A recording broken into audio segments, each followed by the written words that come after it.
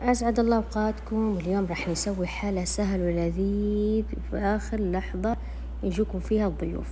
حطيت حبتين من البيض، بيضتين، بعدين حطيت ربع أو ملعقتين صغيرة زيت، وبعدين حطيت ملعقة صغيرة فانيليا وملعقة صغيرة هيل، وعندكم ملعقة صغيرة بيكنج باودر.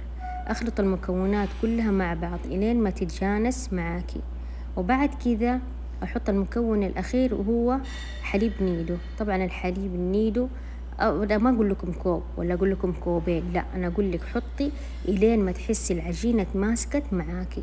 لما تتماسك معاكي العجينة كذا تمام خلاص، أما كوبين ما حيزبط معاكي. طبعا أنا لما حطيت كوبين في البداية العجين نفس الحليب ما تماسك زي كده. هذا اللي أبغاه في النهاية. دحين أكور الحليب إلى كور صغيرة، وبعد ما كورتها زي كده لازم إني أغطيها عبال يحمى معايا الزيت خلوه على نار متوسطة، ما يكون حار وما يكون مرة بارد، يكون شوية ساخن.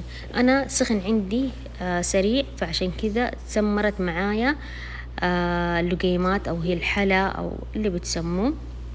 هذا الحلا من زمان أنا بسويه، بس للأسف إنه تسمر مرة، صار عندي اللون غامق. أنا كنت أبغاه شفاف، لكن الزيت لما صار عندي حار خلالي هذا اللون. زيد على ذا النحو أقعد أحط واحدة ورا الثانية. وطبعا زي ما قلت لكم لازم تغطوا الحلا هذا عشان لا ينشف معاكم، لأنه من النوع اللي بسرعة بينشف. زي كده تشويحة بسيطة جدا وتشيلوا، لكن أنا عشان الزيت صار حار عندي فأخذت تشويحة زيادة عن اللزوم، لكن إن شاء الله أنتوا حتظبطوا اللون. طبعا خلاص لازم أحطها في شيرة وأغطيها وأقلبها من كل النواحي، وبعدين أحطها في قزاز وأغطيها. لذيذ الحلا ده، لذيذ لذيذ، ما في سكر، بس اللهم حليب نيدو، لكن مرة لذيذ. بس للأسف زي ما قلت لكم تلسع معايا شوي في الزيت.